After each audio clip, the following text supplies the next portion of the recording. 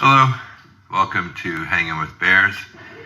It is Friday, February 11th, shortly after 8 p.m. Eastern Standard Time in the U.S. And our guest tonight is Antler Bear of the Buckley Printing Company. Welcome. We got some people rolling in. We got Victoria, welcome. Normal Bear, welcome. Plain Runner, welcome. Thanks for joining us, guys. Check my Wi-Fi. It said video paused. Wi-Fi looks good. There is Antler Bear. Welcome, Ides of Apocalypse. Welcome, Benji Bear. Thanks for joining us. Right. Yo. How's it going? Good. Good. Good to Awesome. see you. Am I good? Is my connection good? Am I lagging? No. Yeah. A little bit of Everything movement? looks good. Okay, good. Right. I'm in the basement, so I'm just trying to make sure I got a good stream. Okay, there we go. How's the Awesome. volume? So, Can you hear me good? the volume's fine. Yeah. Sometimes I forget and I start the stream at max volume, and the guests come on, and it's like boom, and I have to like turn it down. So this time I started at like a medium volume. Nice. And then I can adjust up from there, so I don't get that initial blast. That's the Thanks move. for joining us, dude. Hey man, Welcome, Jenny Bear. So, I don't know much about you, and I know that you're a bear, and I know that you're part of the community. So I look forward to getting to know you a little bit better here. Same here. As people roll in, a lot of the one of the things we do, if you're familiar, I'm sure you are. We like to ask, how did you find Owen and get involved in the bear community in the first place? Right. Cool. Well, yeah. Again, thanks for having me. I'm excited to be here. I don't ever do like live streams or anything, but I feel like it's like an awesome time, an awesome way to like kind of break that ice. I'm a pretty personable person. I like to chat and talk, so it's just funny. Like I just met a bunch of new people the other weekend, and it was like kind of made me realize like, man, you just like shoot the shit with anybody. You get that vibe, and you can kind of just connect with anybody. Like you don't even have to know these people, Yeah, it's cool. Anyway, pretty much. So to answer your question, yeah, I found Owen, I think just through the obviously internet videos and stuff like that. I think I was it was late 2018, and I remember it was in the winter, and I think I just kind of rolled across some videos or whatever, and just kind of realized like, just started checking them out and realized real quick like this dude like says it was a pressure release valve, and right away it was like finally somebody is like saying things that I don't even have to like even think about agreeing or not agreeing, whatever. It was just kind of instantaneous. Like this dude is just authentically being himself. I think, I think a lot of people see it that way, and it sort of inspires people to be that way. And so instantly, and I've always been that way. I've always just been true to myself and just followed my heart, so, and especially I think in entertainment, and, we all like look up to people, we look up to musicians we love or artists we love or whoever, anybody that inspires us, we look up to these people. And then we, especially as we get older, I think we all realize that like your biggest idol is really just the same. You're just the same. We're all, nobody's better or worse or anything. Like nobody knows it all. So I don't know, you kind of plateau.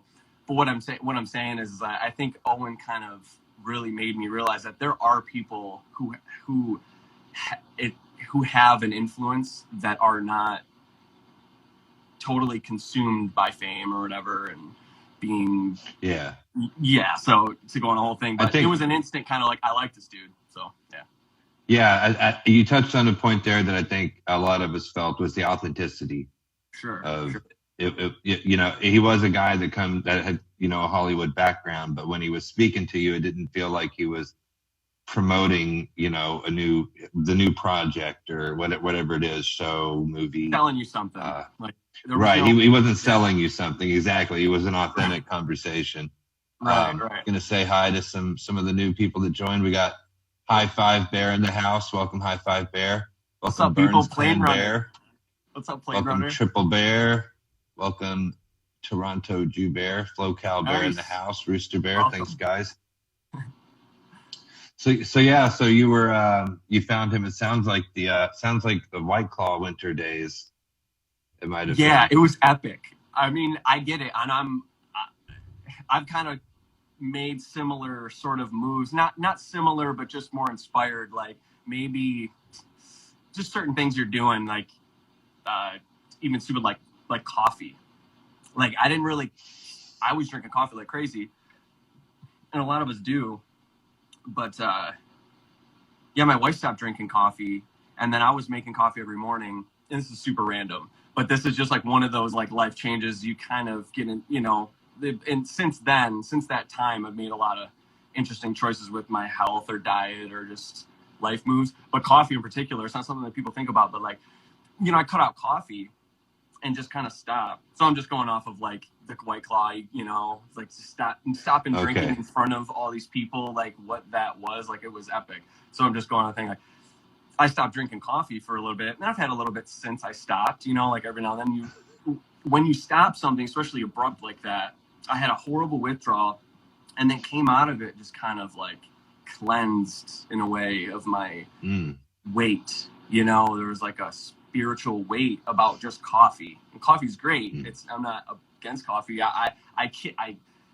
My wife was like, "Hey, I don't want to drink coffee anymore. I don't want to drink coffee anymore." And I was drinking the coffee in the morning with this little French press and have a cup or two to ourselves, and that's about it. But so I wasn't making her coffee anymore.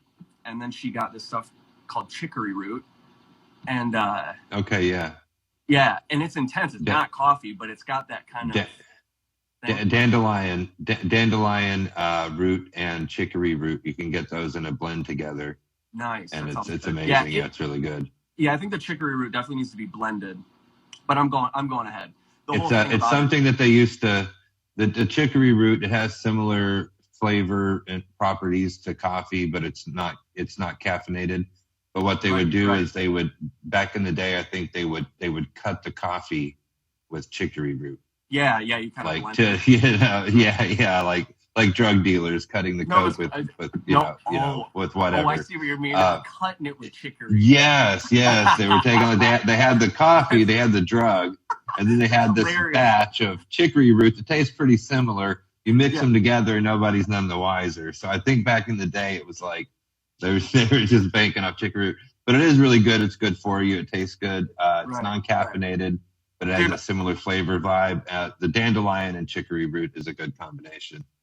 Dude, I just think of that, like at that time, like imagine if that was the thing, like, man, these people are cutting this coffee with something weird, like, and they just kind of go, what are you cutting it with? Because I kind of want more of that, like, because chicory's got its own little thing, you know, it's just funny, I don't know.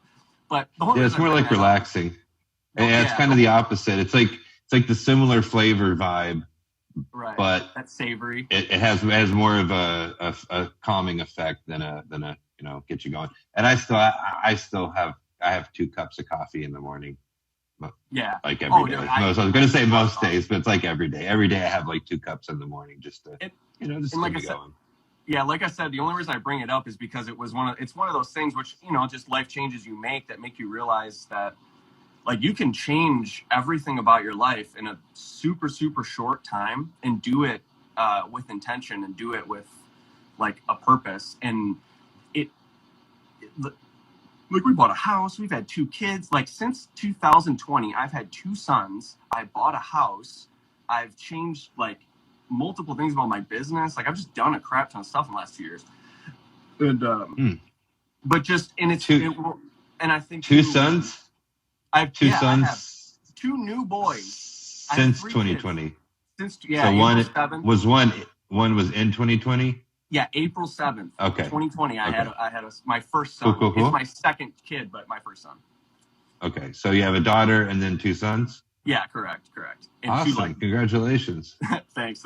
Yeah, they're super new. They're little, you know. That's why it's perfect. Is the time slot is great. You know what I mean? Like when you said, hey, 8 o'clock at Friday, I'm like, cool. Kids we're you know. They're already in. It's like in the routine. Awesome. It's good. Yeah, it worked out good. That works out. That's the thing for me. that's the thing for me. I'm over in Ireland, so I am Right. American, but I live in Ireland. So Yeah. it kind of works out for me because I couldn't do this with my children awake. Um, Right. it's too small of an apartment, and one of them's really hyperactive, and Gotcha. he would be getting. I've tried to do it before, and Yeah. he just gets in the way. So He's in here. but right. also Right. but also the fact that it's it's 1 a.m. So when I start the stream, it's 1 a.m.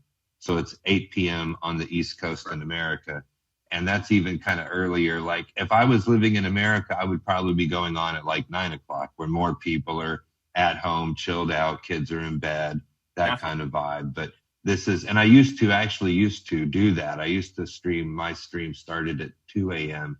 But then we moved our children's schedule to where everybody's going to bed earlier, waking up earlier, and I'm like, okay, I can't keep doing 2 a.m. I can do 1 a.m. So that's what I do now, and I'm grateful for the people that do show up to hang out. Yeah. Sure. Speaking of which, I saw Salt and Stone Bear out of Maine joined us. Welcome. We got Dan Sack. We got Nevertheless Bear. We got cool. Waynell Sexton in the house. Waynell Sexton Bear. We got Scarfin awesome. Boomers. We got Longbow Bear. Welcome, Longbow. Boomers, what's up, bro? We got Grounded Extracts. Hell yeah. Grounded Ice Bear. I saw Grounded Extracts on the last one. It's cool. Yeah, that was a fun one. Yeah. So I'm trying to whatever, but so you said you found Owen in like 2018. What kind of vibe were you on at that point? Were you already into conspiracy theory stuff, or were you more like into the political kind of like Steven Crowder and Rogan and all those guys?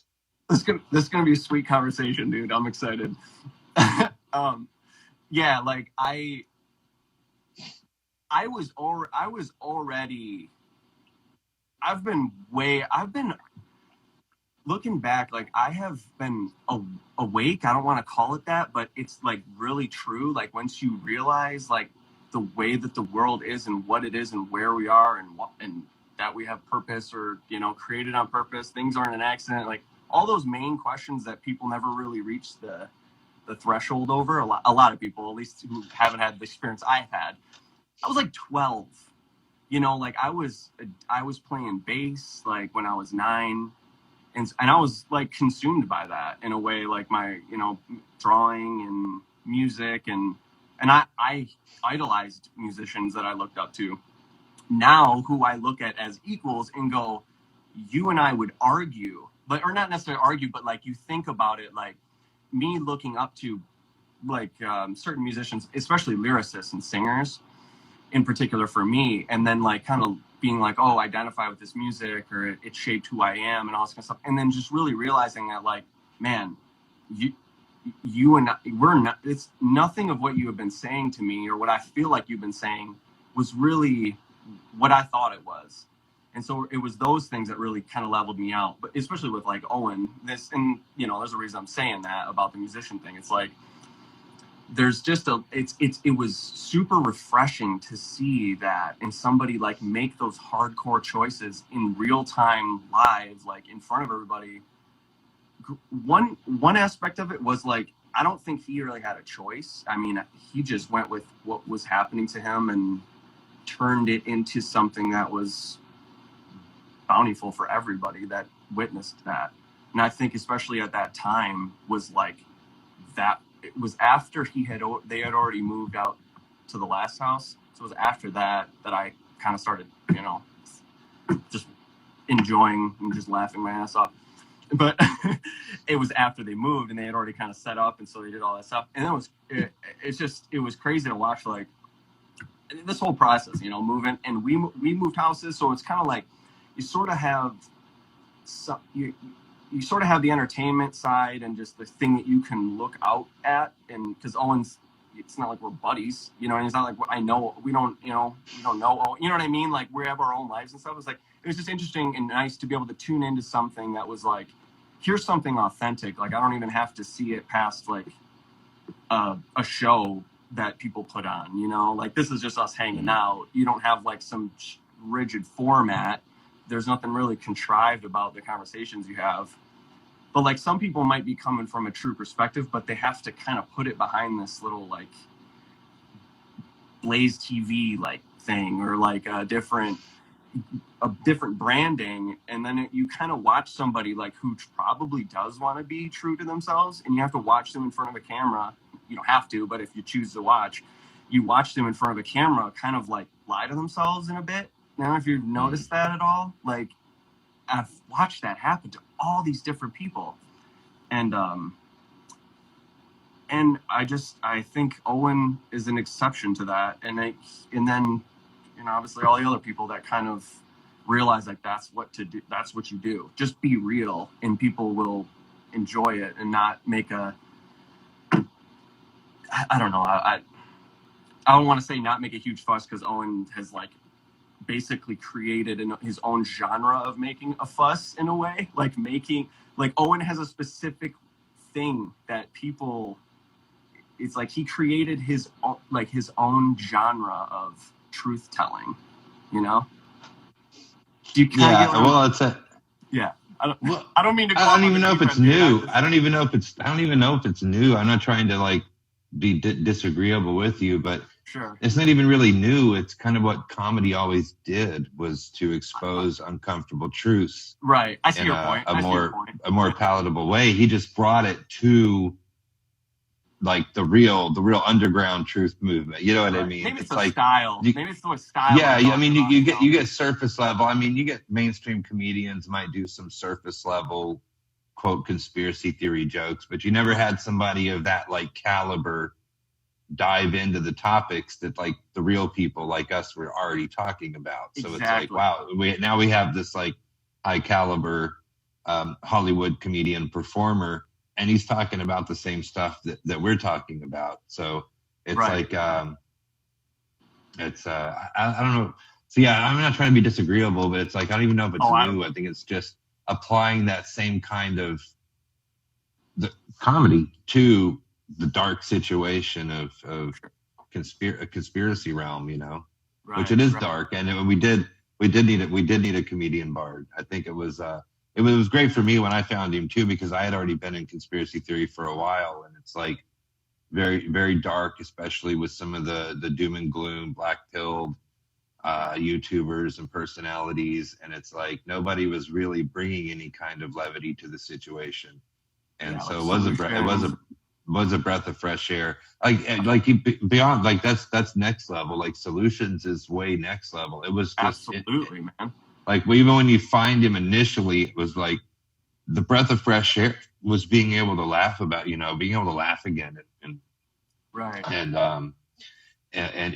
having like a comedy element. And then you're right, and then he took it to the next level, and he was more focused on solutions rather than constant fear porn, which a lot like Richie from Boston and a lot of the. This is a call for a dumpster pump. All those guys. I mean, I like kind of border on fear porn. Me too. It was just an exposure of like how ridiculous like a lot of this stuff can be, and what people can make it like being doom and gloom, and I've been there. I was a huge fan of Alex Jones. You know what I mean? I was watching Alex Jones documentaries and like David Icke shit when I was literally like 12, and that just. Well, how old are you, if you don't mind me asking? It helps kind of frame things for me, because I realized my guest the other night I was talking to was saying they were in like 4th grade when 9/11 happened, and I was like, well, shit, I was already in like community college. I was already out of high school, so it kind of frames things for me. So. You're 29. Yeah, I'm 29. So I was literally probably 5th or 4th grade too when 9/11 happened. Yeah, you were a child when 9/11 happened. Yeah, that's definitely a child for sure. But that's a different. few years after, I started literally seeing like the building 7 or like all this. I was like a little kid. I mean, I had to get through a period in my life where I realized that was a trauma to me. Like as a kid, like I had to go through. Indeed, it was a huge. Yeah. Trauma Not just event. the 9/11 aspect. I'm not talking about that. I'm talking about the trauma of realizing that it's all a fucking lie, and they use it against us. Like the trauma of realizing the world I live in is whoa. and then having the disconnect of not really being able to connect with a lot of people on that, and you sort of like, I've had this vibe since I was a little kid, you know, just kind of intense about stuff, and I've had to go through a lot because of that. So I've been doing this, and I you know, some of the buddies I have are just as clicked on as I am, especially at this moment now, because look at what we're going through. So I mean, so what year would you say that was that you got aware of 7-Eleven, the part-time job? Nice. What year would you say? What year would you say that was? For a lot of people, it was around 2006, 2007. Yeah, I'd say around 2005 to 6 ish. Yeah. Okay. Yeah, that's when Loose Change was. Yeah. I watched Loose Change like basically as it came out. Yeah, I would say, right, like, or at least not long after. Yeah. So you were still kind of young then. I can't even imagine, because I was already older. I can't even imagine going through that kind of truth level at that age. Luckily, I was playing music and I had something to adhere my soul to. Without God, I had, you know. What was the next big kind of conspiracy theory that you got into, and how long after was that? It wasn't long. It definitely wasn't long after. Okay. Because I got an older brother, and he was already kind of into stuff like this too. So I definitely had Okay. Yeah, it wasn't just out of random. Like, I got exposed to this kind of stuff early, and even like the band, like some of the music I had listened to, they were always talked about like aliens or but like deep shit. Like, I listened to 311 when I was really young, Incubus, and kind of bands that are a little bit like have deeper lyrics. You know, they're deeper. But now that I'm older, I see kind of like you guys all kept it at a specific realm. Like, you kept it in the same spot. You were never going to allow yourself to be like, yeah, everything that we've been saying, it's wrong now. Or like, not, you get what I mean? Like, I was shaped by a lot of different influences, especially as a little kid. But when I kept kind of diving in or whatever, I want to say that it was probably, you know, Federal Reserve and realizing that our money system is flawed. And then, even like I said, at the same time, I had gotten David Icke stuff was popping in. So I literally was like, maybe the people who run our world might not be human at like 14. Right. Literally at like 13 or 14 years old. No joke. Oh, man. Yeah. I can't imagine. Yeah. It was nuts. And obviously there's different perspectives, and like, there is a truth and nobody really knows it in particular. Like, David Icke doesn't know the truth. I'm sure there's a lot of that stuff that was, you know, real. It's not like maybe it's not. Maybe he's making it all up. But there's aspects to truth everywhere, right? And but yeah, being so young was just nuts, and like waking up to this stuff. It's wild. So did you believe it? How everybody's kind of going through this. Did you believe it at the time? Did you go for the shape-shifting lizard people? It was not. I knew about it. Let's just put it that way, and I wasn't totally opposed to it. You know, it kind of made sense. You know, it was like, as crazy as that sounds, it made sense. And it still does, honestly. I mean, well, I was already like 30. I was already like 30-ish by the time I watched like David Icke. Right. And I'm watching his presentation, and a lot of it's like, a lot of the info at the beginning is good info, like the Rothschilds and the money. That's what I meant by all that stuff is legit info, and you're like, yeah, okay, that checks out. Everything. Oh yeah, that checks out. And then by the end of the presentation, he's talking about the shape-shifting lizard people and all this stuff, and I was like, yeah, I mean, honestly, my bullshit meter went off. I was like, I don't know about this. Right. But for a child, that's why I'm like, yeah. If I was like 13 or 14, I don't know what I would have thought. It was traumatic. Looking back, I'm happy. I don't regret it. Obviously, I was subject to the forces that came into my life at the time, and I still am. But I have a little bit more control over what I consume and, you know, what I do with who I am. But I was lucky to I had a course I was, you know, kind of going on with music, and just, I don't know, I've always just wanted to be a good person. I've never been out to hurt people or steal or cheat or, you know what I mean? Like my friends were smoking cigarettes and when I was, young going and like, I mean, I've done my fair share of stuff, as a little kid, but like, I feel like as it went on, with being a teenager and stuff, like I never really was trying to get into trouble, you know what I mean? So, but I've wanted to explore more of life, and I don't like ride the straight and narrow of everything, but I was set apart, and I can't really tell whether or not who I am would have always ended up the way that I am, or if it was like the things that I was exposed to, like kind of shaped who I ended up being, Yeah, like, nature versus nurture. Yeah, nature versus nurture. I think it's a mix. I don't think it's a blend. I mean, I am who I am. I'm eternal. Like I'm gonna die. We're gonna die. Like I'm gonna remain me. I'm just not gonna have a body. Like that's what it is. We just don't know what happened. We just don't. Like obviously, we're genetically predispositioned for certain things, right?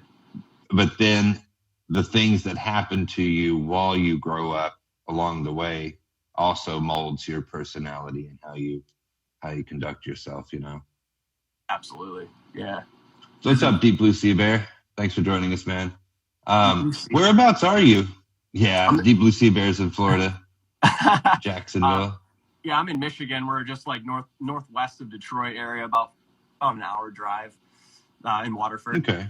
Yep. Nice. Did you go to the Midwest Bear Fest? I haven't been yet. Have you been to any bear meetups yet? Yeah, no, I gotta go. I mean, yeah, you do. Yeah, that and because we went, me and my buddy Dill Bear, we drove down to what was it, Mansfield, Ohio? Yeah, and went and saw Owen at the airport, and that was awesome. I mean, we got there a little bit late. We had to sit in the back or whatever, but it was epic. I mean, that was an epic thing. And it's funny. Like, there's a bear from where like my family is from, like up in the thumb. Like, there's a lot of bears I've noticed are all around, but like it's just funny. Like, you just kind of realize there's like people that. It's just funny how this whole thing like connected people, and seeing how, whatever. I almost got a job with Hank Bear. He posted something of like a job. Actually, ironically, right now is a trucker dispatch. It's just funny how that's what that is right now. But yeah, I ended up not taking the job actually. I don't know whether or not it would have been they weren't going to take me or whatever, but I ended up calling and was like, yeah, I'm not going to take it. It's a little bit of a drive. And I started working at this other place. So. But yeah, so I almost got a job through a bear, and he's a cool dude. It was funny. Like, I went to the interview, and I didn't know whether, like, I walked in there with no mask or whatever. It was at that time when you don't really know if you're going to offend somebody by just walking into the door. But so I just walked in there with no mask, whatever. And I figured since he was a bear and we had chatted a little bit, I figured I was like, well, I'm just going to do this. And at least I'll meet a cool dude if it, whatever it ends up being. And we were there for like 2 hours and we were just talking like we are now. Like it wasn't even right. hilarious. You're just hanging out. Yeah. And it's cool. And it's like one of those, it's just another thing you realize, like, you can talk to anybody. Like you can, not everybody's as receptive to that sort of like unconditional love in a way, like I meet people as if like, I care about them, I don't know them or whatever, but like, I'm trying to make our interaction like the most valuable that it could be, So with people, some people are super receptive to it and other people are kind of like, you just get that little shield, But it's really weird. The whole dynamic. I don't want to go into the whole topic of the thing, but it's just really weird how the events of the past couple of years have kind of stifled interpersonal communication, especially amongst new people, like strangers you meet. Because if you're not wearing a mask, they might not want to talk to you. That it's like a brain thing. Yes, it's like a psychological it's like a psychological turnoff or something, Right. or a fear. It ignites their fear in their mind. But I don't have a car, and sometimes we have to take like a taxi cab. We'll ride the bus a lot. Sometimes we'll take a taxi if we need to. And that's not something I used to do in America. I never take a taxi anywhere at home in America. So, Yeah, barely anybody out here does that. Yeah, being in a big city now, where there's as many taxis on the road as there are like regular cars, and so I've taken more taxi rides in the past 5 years than my entire life before that. But I found that I generally have some of the best conversations with a stranger is with like a cab driver. Absolutely. Those dudes and are those guys see a lot. Yeah, those guys see a lot. They know some stuff. Yeah. That's like their job is to just be. Their job isn't even to really drive the taxi. It's really to be that person, and it's not. But you think about it, you wish every taxi driver was like this. They're like, I'm gonna make this an experience for this person. I'm not even gonna drive them to where they're going. They are, but like their job is really to just be a stranger to people, and like have that interaction. Right? I don't know. It's kind of an interesting look on it. I don't ever take taxis. Well, they don't have that. They don't have to. They're not required. There are like sometimes you'll come across the cabbie that doesn't say shit. They'll just they turn on the radio. They don't. They're not. Some of them aren't interested, but most of the time, I usually have like really good conversations with cabbies. I even talked to a cabbie one time that seriously like a 15-minute drive. By the time we got back to my apartment, we're talking about like 9/11 and stuff. Yeah, it's like, dude, like for real, because hang out, like, yeah. We're that's so funny. pointing out the chemtrail planes in the sky, and it's like that's kind of like an icebreaker, kind of a topic you throw out there to see if they're receptive to it, and they're like, those are chemtrails, okay. And then by the time we get back to my place, we're like talking about 9/11 and everything. I also had one guy I had hired. We have a website here, an app that's kind of like Craigslist. The idea is like Craigslist: buy, sell, trade, offer your services, etc. But Craigslist kind of has that kind of like seedy reputation. You know what I mean? A bit. What do you mean? Yeah. Just like there's been stuff like shady? Like shady? Yeah. You might get ripped off on Craigslist, or you might get killed, like the Craigslist killer and stuff like that, There's kind of a shady, seedy kind of component. And Craigslist has like hookup ads, like people looking to hook up and stuff like that. So that's the only reason I'm pointing it out, to draw the comparison. Over here, we have a site called Adverts, like advertisement, but it's just adverts.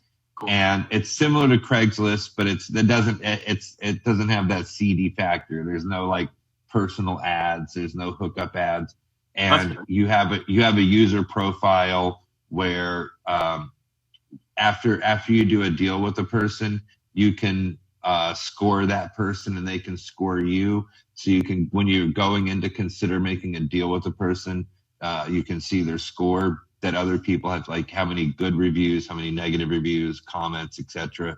And that might determine if you want to proceed with that person. And because of that, most of the people on the site are good people. You know what I mean? Yeah. It weeds out, it naturally weeds the garden. So cool. That's nice to have something like that. I was thinking like Facebook, even Marketplace is pretty good, but it's like Facebook, but whatever. On Adverts, we had to hire, when we moved into the new apartment, we had bought some items also through Adverts, like big furniture items, and we don't have a car, so we couldn't possibly, so we have to hire like a man with a van kind of a thing. So also you can find that on Adverts, guys with a van that'll move your stuff for you. So I'd hired this guy off of Adverts to go pick up like a bookshelf I bought from Adverts, and he ended up being a good dude, and I used him like many times to go pick up many items. And sometimes I would go with him because I would want to like inspect the item or pay it. He would just come by in the van. Like by this point, he'd come in the van, pick me up. We'd go get the item, inspect it, and we would be talking on the way, right? And this dude, he was Lithuanian. He was a Lithuanian living here in Ireland, and he was up on game with the truther stuff. I don't even know how we started that conversation, but eventually we both figured out we were truthers. And by the time we were done, we were talking about flat Earth. Like he was already on. This was 2018, and this dude was he was already on the flat Earth and everything. He was a cool dude. I don't know what happened to him. I don't know. Maybe he went back to Lithuania or something by now. I've lost contact with him, but he was a cool dude. Yeah, it's sweet how like you can just meet people or like have little interactions that are awesome with somebody, and you're like, dude, you want to just like hang out, like, you know.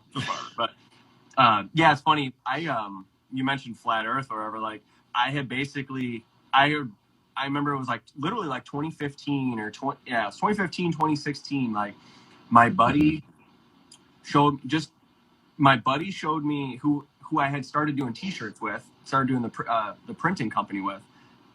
He was like my older brother's like best friend's older brother. So like we had like over a decade between us, and I started printing with him when I was 17, 18.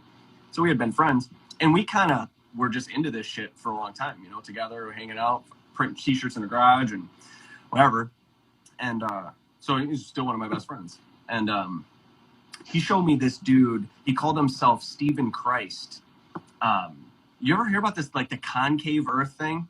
Do you know about that? Yeah, I'm not going to get into that. It was just something that was like, oh my God, I never even imagined that the world might not be a globe. And it seemed so obvious to me that would be a lie. Like I was already at that point by like 2015 time where I was like, what is next? Like, you know, like it wasn't like, oh my God, I believe everything, but it was like, what's that? Because I'd already found out that all this shit was, you know, a game and all this kind of stuff. So you're just trying to be a real person, whatever. So I'm screen printing, whatever. And I'm, you know, we're keep going with all this different stuff. And printing in particular is it's just a type of work that like, you got to like kind of be around each other. So you just have all of this time to like, just be direct with each other. And there's no like a lot of sounds and there's like the dryers and whatever, but just as people, we could just put on YouTube videos or put on whatever and be close. So we just deep dive. We'd print for hours and be deep diving on, you know, making money and just whatever. And then he showed me this Stephen Christ guy. He called himself Stephen Christ. I think the guy actually passed away recently. But yeah, it was concave Earth. Like we're in the Earth, like the halo strip thing, but it's really just we're in the Earth, and that the celestial spheres like donut Earth. Kind of, but it's a ball though. Like it's all good. Anyway, then I had I think it was like a progression right there, and then all of a sudden like this flat Earth shit started coming out, and I remember even one of my good friends, a different friend, who he's my best friend. We had always gone on this kind of stuff, and him and I clicked right away when I moved to the school we graduated from. Like we started jamming like a week after we met, and like we just been best friends ever since. And even he was like, dude, the flat Earth thing, it sounds so stupid, you're such an idiot.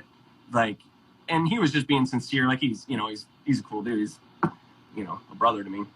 But and then he came back like a week or so later and was like, dude, what the hell is this thing? Yeah. And then I think that like defined a big part of our lives at that moment. Not necessarily just the flat Earth thing, but the fact that him and I together really realized that like things are really, really crazy. It's not just like, oh, people are greedy and they figured out a way to control everything on this level. It's like, no, dude, like there's other beings that live outside of this place that control the things that we think are in control. You know what I mean? Like it goes super deep. It goes beyond, I mean, at least I feel that way, but it's intense. Interdimensional shapeshifters. Yeah, like in a way, not that. Go full Alex Jones, yeah. Yeah. But still, no, like there is something going on, like not just with that or whatever, but the fact that there are consciousnesses that live outside of our consciousness, like being human, like, I don't know, demons and all that kind of stuff.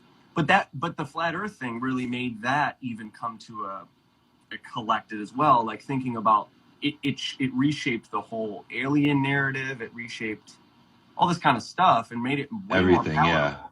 And it Yeah. honestly, it drove me back to God. I do believe that. Like that's what happened to me. Like I got it. I realized that the Earth was probably flat. I don't know. You know, we don't know, but It's definitely not a globe. I'm fine to say that it's probably flat. Like I'm 85% like okay with being wrong if I was wrong, you know, but it's definitely not a globe. Right. And so that just kind of like shaped all of these different narratives, like all the conspiracy theories, all of that, all of those, I'd actually call them fringe, you know, I don't ever use that word, but like that is the fringe conspiracy theory shit. Like the stuff that makes you disconnect from God, or like think that space and all these other fucking creatures and shit are flying in you know, aircrafts to change our DNA and shit. It's like, no, dude, like there are things that can operate on you when you're sleeping. Like they just live in a specific frequency band in a way, you know, and it's all here. Like it's all about the present, like how you connect with God and how you have that shield and that armor. Yeah. From Well, it's amazing. Yeah. It's amazing to think about. I kind of, you know, compare it to being a child. And remember when you were a child, I don't expect anybody to have big, vivid memories about this, but you get the idea. When you're a child and you first learn about the radio and the television signal. Nowadays everything's digital, but you know, back in the day, they just broadcast the TV signal, and you turn on your TV and you can change it, you know, twist a knob, and there's different stations. And so same thing with the radio. And so as a child, you're like looking around and realizing at any given moment, all around me, if I'm right here and I turn my radio on, I can pick up any station. So all around me is at all times is every single radio station, every single song that's being played all at once, every single television show that's being played at once is all happening right here, right now, all around me. Now, do you think that same sort of thing doesn't happen on a spiritual level? Right. And I think that's a good comparison, where totally. It's just a different frequency. It's something we can't pick up on. You can't see it. You can't hear it without a proper receptacle, a receiver. But all that stuff is all around us all the time, just like the radio waves, you know. Yeah, and it's even TV waves. Even I remember, I mean, all of that, all of those things had been in my mind. I didn't necessarily have a clear picture of it, like growing up or whatever. And like I've done a lot of, you know, a good amount of psychedelics and stuff like that. Like I've kind of had my times of like really, not necessarily that those are pure and true experiences in their own right, but like I've had those experiences where you realize that like, whoa, I can exist outside of my body. Like that's crazy. You know what I mean? Like that actually is existing. And like that proves to you that there's different realms, right? But I remember when it was, and I never really had this, it's like a tool that I've used in a way, and just kind of like helped me clear a lot of the things that I let come into me through doing those psychedelics and shit, like not being like seeking God and not seeking truth. I was seeking truth, but I thought that I was seeking it through through drugs or through, you know, mushrooms or whatever. And you just think that those things are going to bring you the key. It's like, oh, that's it. But really it's not. It's like when you open that up, you let these things adhere to you. Like you let that shit become what you think you are. I was just so blessed to not be consumed by that. Like I was consumed by it, but I had like a clear, I think it's probably like my grandma's prayers and like my mom's prayers and just people really looking out for me and like being like believing in me enough. And I've believed in myself, but I didn't let those demons and that stuff really consume me the way that my life is and has been, like with my family and stuff. Like I should be that way. I should be somebody who is an alcoholic or can't control himself, or or can't with drugs or emotionally or anger. Like, I should be somebody who fell off the deep end, but I'm not, and there's a reason for it. And so going through all that stuff, like, I remember I don't listen to him much right now, but like Jesse Lee Peterson, like, just a funny show, cool thing. Like, he's hilarious. It's not necessarily like you don't have to take it seriously. I get it, all that kind of stuff. But the whole concept that he talks about like the silent prayer, you know about that? Like this silent, what that is like, I never even realized that, because I've tried meditation and clearing my mind of things and whatever, and it's always seemed to just like make it darker. Always seemed to make me feel like I was becoming more and more dark, and caught like in a net spiritually, like as it progressed. Like when I was into meditation, into that crystal shit, I was into all that stuff, but and this is just one example. I've had a lot of blessings come up into my life that have steered me the right direction, but it was the silent, like the prayer, and the thing about that, about how the thoughts, and this is still talking about the frequency thing, like I'm still on that, where you're talking about the radio waves, like even your thoughts are like signals, like a radio. And if you can really be silent and be still and know God, be still enough to realize that, like, you're not the thoughts passing through your receptors, and then that is what allows you to stop the chaos in your mind enough to let God work through you. And it doesn't have to be like this, like, thing that all of a sudden you notice or you realize. It's like God just will work on you. You just need to allow it to happen, and so I'm blessed, like, and I honestly, I see that, like, even in Owen, like, I see that had happened to him in a way, in his own way, and how it's all happened to us, and we've all just kind of, I'm not super vocal, like, on the chats and like in the comments stuff, but I'm there, like, a lot of the time I'm there. I don't know. I guess this is like literally the first live stream I've done, but like, you can tell, like, I can talk, I can chat. Like, I'm not afraid to be me, I'm not you know what I'm saying? Like, I'm not like a recluse. So it's just funny how it's funny that, like, you break out and you start realizing, like, just do you, just be who you are, and God will work on you in the way you're supposed to be worked on, and just let your life be what it is. Let it turn into something great. And not, like, even for me, my life is great. and I, it's good when I hear that.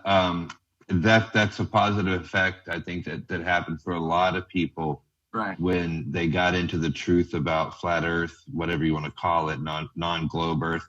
When people got into that, it brought a lot of people. It, like, brought people to God, or back to God, or strengthen their faith in God. When you realize, wait, this model lines up with the Bible more than the NASA model, and it makes sense that God built this place for us. It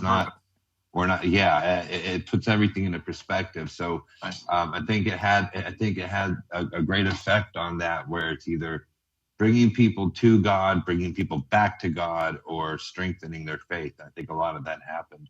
I'm going to switch gears a little bit. Before we do, I want to say, we were joking about the shape of the Earth, and I said donut Earth, and Deep Blue Sea Bear in the chat was riffing on donut Earth. He was saying, red glazed and different types of donuts, but you missed one. The bear claw Earth. That's what. Nice. That should be every bear's favorite donut, right? The bear claw, awesome. Bear claw Earth. That's cool. So before we go, let's talk about you a little bit. Before we go, sure. You mentioned you're married. You have 3 children, a daughter, 2 sons. How did you meet your wife? When did you get married? How old's your daughter? And how are the 2 babies doing? It's a lot. Me and my wife we actually met through Facebook. She, which is funny. Hey, same here. It was amazing how that worked. Same here. Yeah, she's just a beautiful woman. And she got to me, said something, you know, it was like she liked my art or whatever. I was trying to, you know, put my art out there at the time or whatever. It was just funny. And yeah, we just clicked right away. I mean, she's super intense, and I was a little like, you know, Nice. I just felt, you know, I fell for it right away. And about what year was that? I want to say it was 2016 because I remember the Trump thing like was just getting going. So it was definitely like early 2016. But now you met on Facebook. Was it a long distance thing? How far away were you? Not really. Maybe like 40 minutes or something like that. Okay, honestly, wow. It was super refreshing because her and I don't have like we brought two different worlds together. You know what I'm saying? Like, we didn't have mutual friends. I'm sure we probably knew some of the same people, maybe. Like, I feel like we all kind of know some of the same people. But, like, we just had different worlds. And it was just nice and refreshing to, like, meet somebody new, not have any sort of perspective on who they are or what their friends think of them, or I don't know anything about what, you know, the past, or, you know what I mean? Like, nobody was gossiping in my ear about this person, and it was just like refreshing. I actually was able to meet somebody that I was able to just fall in love with, you know, truly, not have any baggage behind it. You know, it was nice. It was definitely nice. Yeah. So you met your wife through Facebook. That was around 2016. What year did you get married? 2020. Yep. I forget now. Did you have your daughter before that? Yeah. So I had my first daughter when I was 20. She's 9 now. So I've been a dad for almost 10 years now, and nice. So I've spent the majority of like the times that you get thrown into the world or whatever. Like I've always had an anchor, you know, I've always had something to keep this, whatever has been going on with me, like grounded, which has been amazing. And so, so I have, her name's Elise, you know, she's in 4th grade. She's doing great. She's awesome. I'm extremely proud of her. She's nice. Such a special kid. She's such a special kid, and she's going to do so many good things. And it's funny. She just, people love her. She has such an ability to have somebody feel comfortable around her. I think because she just moved to a new school this year, and she was worried about making friends. And, I mean, I express myself as I am, and I think that in her, she sees her dad doing that. She might not have the ability to truly express herself yet and be who she is, and she hasn't really. She's young, you know, so she's coming into it. But like, she sees me doing it, and she has people in her life that care about her and that are good examples. And so she was a little bit, you know, she was like, oh, I'm gonna miss my friends and stuff from her old school, and it's true, and she does. But she was like, you know, she was concerned about it. And then it was funny because like some of the stories she told me about, you know, she went to her new school, and she said, oh, some of the friends, like, she just told me stories that made it show that some of these girls who wanted to hang out with other girls and people that were the cool kids or the cool people, like, and they still didn't feel all that like they didn't fit in, and Elise like went there, and like they all hang out now. Like, Elise kind of was able to, she was just a part of, I don't know, she's just a good little kid, you know, she's just a sweet soul. So I'm just blessed to have her, you know? So you have a 9-year-old from a previous relationship, and she's doing okay, adjusting with the new school. You met your current wife in 2016 through Facebook. Yep. You guys were doing things. You had a daughter in 20. I have your two second sons daughter. With my wife. I have 2 sons with my wife. So is that where you're going? Is that what you're saying? No, I'm asking about your second daughter, the first daughter with your current wife. No, I have 1 daughter and I have 2 sons. Oh, I didn't know if you heard the baby or not. There we go. I'm sending my wife to my baby. That's okay. Yeah, I have one daughter from a previous relationship when I was 20. Okay, And now I okay. got, That's why my mind conflated when you said you had already had a daughter. I thought it was with the current wife. Okay, sorry, I don't mean to. No, that's I hope I didn't insult you. Okay, so your no, daughter no. is the one daughter from a previous thing, Yeah. and she is 9, and she's doing good, Oh, adjusting to the new school. And then with your wife that you met through Facebook in 2016, right. you guys have 2 sons. One of which was born in April of 2020, and one was born in 2021. I'm guessing. Yep, November. So he's 3 months. He's just 3 months now. Yep. Lincoln and Max. Yep. Awesome. And they're only a year and a half apart. Dude, they're gonna be tight, aren't they? I have 2 boys under 2 right now, man. It's crazy. Yeah. I bet you have your hands full. Have your hands full. They're oh my god, it's awesome. I feel so blessed, man. And it's funny too. Like I think that like watch it, even with Owen and stuff, like that was something that catalysted me to be like, you know what? I'm just gonna have as many kids as I can. Like even at this point, especially my wife and I wanted to have kids, but it was just kind of like it just helped me to realize that like, you know what, like I need to take advantage of my life. Like I don't have that much time here. It's like I want YOLO. Say again. YOLO. Yeah, YOLO. Right. Truly, YOLO. Except our concept of YOLO is kind of the opposite of what the original intention of YOLO was. Right. But this is just our earthly life, obviously. Right. But you only get to do it once, so yeah. Man, live it good. Absolutely. Or burn in hell. I'm not joking. I'm not gonna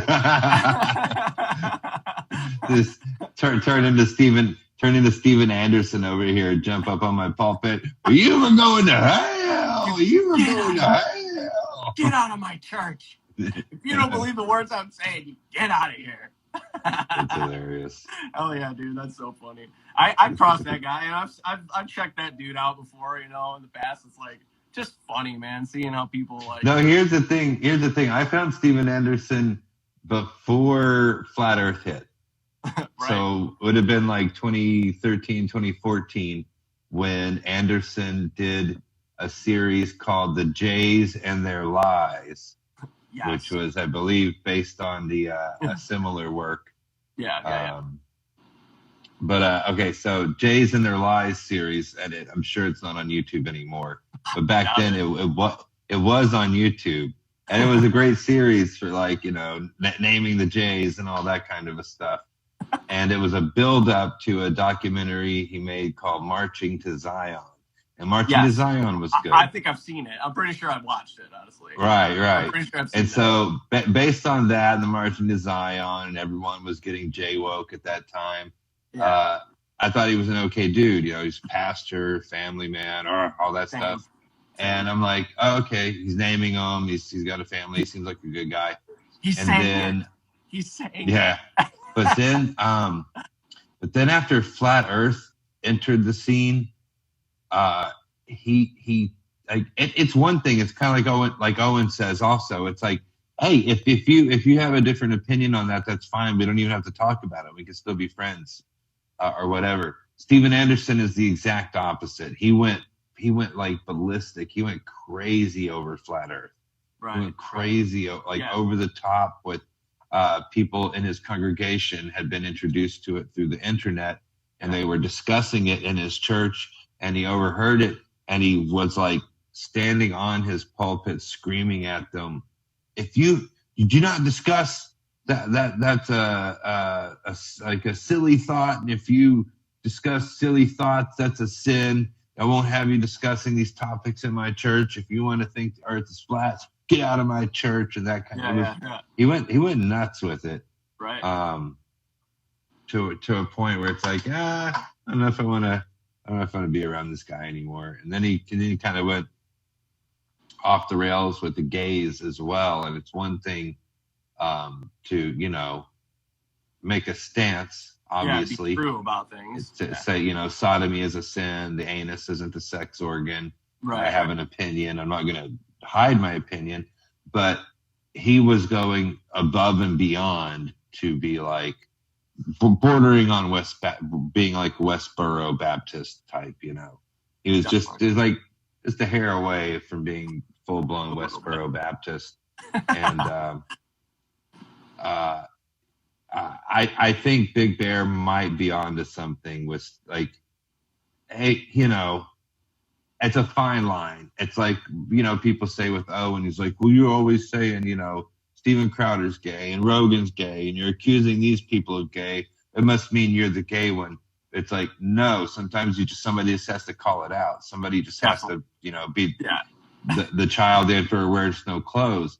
But then there's other people that go above and beyond to the point where it becomes suspect. And I think Steven Anderson might be in that suspect category. And new to me.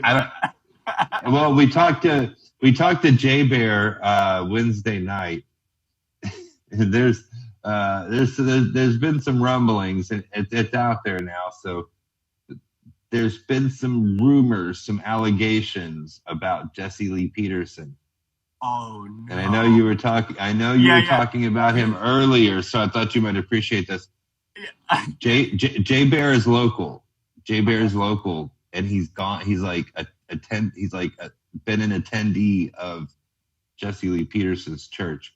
So he's on the ground and he knows these people, and he's like, there's rumors and allegations going around about Jesse Lee Peterson and possible homosexual activity, and he said that some of the old school people that had been around that organization for a long time recently walked away.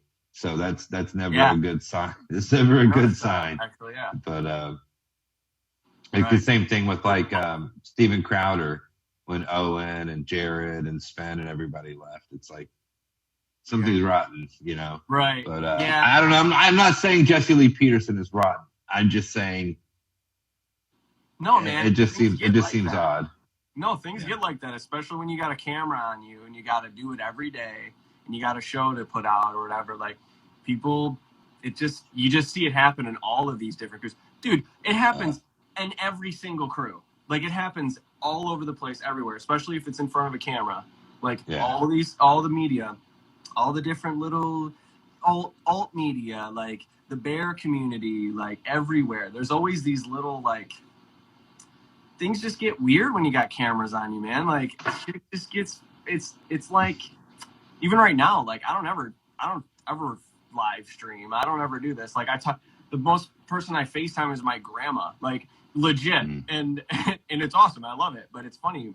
It's like, you know, it changes that dynamic of how you are portrayed, like on a screen. Like people don't really know me. Like nobody, you know, knows me from the screen. And then that's the same way but people who have made a career out of it know that they've harnessed it. They're using it. And some people, it just gets weird. You know, I have no personal opinions or like that would be wild if that was true. Like to me, that'd be wild. I wouldn't be like, you know, I wouldn't be like, there's no way. Like, there's no fucking way that's possible. Like, you're a piece of shit if you think that. Like, I'm just not like that. I'm just gonna address. Sorry to interrupt. I'm gonna address.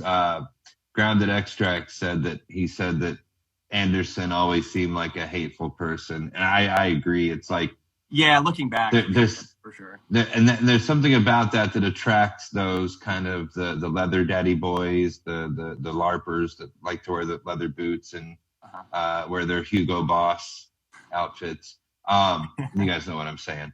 Part of that is because he's like so based and he's like confrontational or whatever. But no, I totally agree. He does come across as like hateful. And like when I mentioned earlier, I was a fan of like the series he did and the Marching to Zion documentary. That was a work. It's like right. But then when you see those videos of him like in public and he's like confronting people, and it's like yeah, it's a little much. It's Sure. something, and the hate towards his own congregation over the flat Earth topic. And there was one other one, this video that came out. I forget, like, this one wasn't too important to really put in the memory bank, but there was this one video that came out where he found out one of his, like, within the hierarchy of the church, they had, like, I don't know what the titles are, but like his underlings. And he found out one of his underlings was talking with other people, exploring differing opinions than Stephen, the pastor of the church.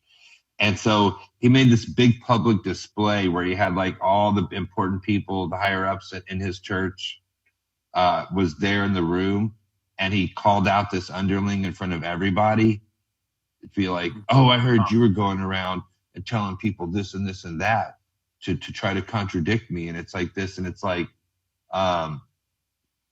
that's just not very classy to me. Like, it's because I have a management background, and you don't chastise or discipline somebody like that in front of the group. Right. That's something where you take them aside, you take them to the office, away. You don't discipline or chastise somebody like that in front of the group. And that's what he was doing to the guy in the video, and it was just like, that's like very not classy to me, because it's more like comes across more like operating like a gangster, like a mafioso, where it's like, this is what happens. Like, he wants to make a public, like, it's not physical violence, but it's kind of that same energy level where it's like he's putting on a public display of violence to try to keep his other underlings in check, so that they don't try to explore contradicting opinions that contradicts Pastor Stephen's opinions. And it just, it's really weird. Like, yeah, you don't do that in front of the group. You have a problem with that guy, yeah, address it, handle it one-on-one, take him to your office. Yeah, especially as a leader. We need to, he's a leader of the church. But the way he went about that, just everything about it, like, once you get the full picture of Steven Anderson. So that's why it was funny to me when Big Bear took a stance on Steven recently and put out the speculation that Steven might be a gay. Like, oh, you never know. Yeah, right. But I'm gonna move on. It's late here, and I'm gonna wrap up soon. So what's before we go, what are your, like, plans for 2022? What kind of goals do you have set for 2022? Oh man. Well, I had, like, the best year in my business last year. Okay. I haven't set, like, a specific kind of, goal for that, at least financially, and just kind of what I want to do with my business. I don't necessarily intend for it to, we'll see what happens. I set kind of tentative things, but I really just kind of let my life sort of flow, but I definitely intend to, do more than I did last year with my business, that's for sure. Can we expect baby number 3? Expect boy number 3? I'm gonna give it, like, at least by November. At least a year. Give her, I gotta give her a little bit of a break. Yeah, I gotta give her a break. 2022, man, it's an even year. I don't necessarily go on all that, but I like it. I think it's gonna be a great year. I feel positive. I feel like there's a lot happening, and a lot of good things happening in my community, and in my small circle that I got. Everybody seems to be, like, just crushing, man. It's awesome. We're gonna get some chickens, and I'm gonna get some chickens from my old ceramic teacher. Hopefully, Susie, I'll hit you up. She's just kind of this avant-garde character in our lives as kids. And she was the cool ceramics teacher, our teacher, and she ended up, and she has kids, and we were friends with, her kids, and she just she does, like, this permaculture farm now. They just do awesome shit, and they've always been that way. And so we've kind of reconnected, right, a little bit, and it's nice. It's cool to have that sort of turnaround. But so I definitely intend on continuing to tighten the circle, and kind of realizing that, like, there's little extremities of the circle that are like, okay, we'll just make this, like, a little bit tighter, and everybody will we'll kind of try to get on with the world is ours. It's not the global economies and the global, the whole trucker thing or whatever. Is like, just none of that matters if you can get direct access to a cow or to actual food or to, you know what I mean? Like if you don't have direct access to a chicken's eggs, like where it lays its eggs, if you can't get to that spot, you're not local enough. You know what I mean? If you're not close enough with somebody to be like, hey, I'll help you get get the eggs or clean whatever needs to be done to help you do this. Like if you're not close enough with somebody that you can offer that to them, and even you're not close enough. You know what I'm saying? Like so that's really where I intend to like just continue to push that forward without feeling and learning how to not feel so what's the word? Like tense about it, like urgent. That's the word. Not as, because if there is a sense of urgency for us to get our shit together, but I don't want to make it feel like it's like anxiety or not, you know what I mean? Like, oh my God, I got to get all these things in place. Like, it's more like, yeah, just do the things that truly matter and come to you best and just make it work, So, yeah, we're getting some chickens. We're just going to do awesome stuff. We got an awesome garden we started last year, and we're just going to. Nice. And my wife, too, like. Continue the garden, definitely, and you're going to get chickens. Oh, absolutely. Well, what's crazy that happened last year, this is crazy. Like, I'll finish it with this right here.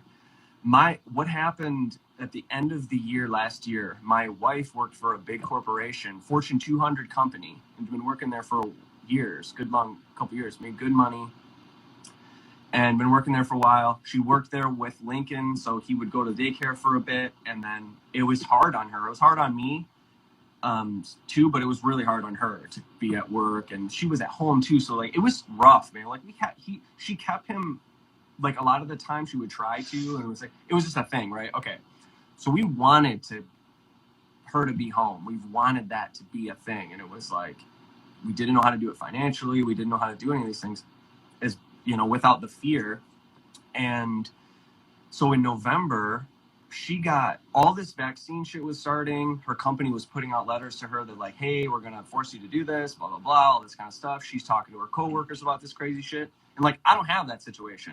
So we're going through like, we're starting to go through like the law, like we're going through all that affidavit of status, we're going through all that stuff. Like we're starting to like really delve into that. And I've known about that stuff for a while, for a few years, like Carl Lentz, I was into that guy, and like just, I know about it. So it started to get real, right?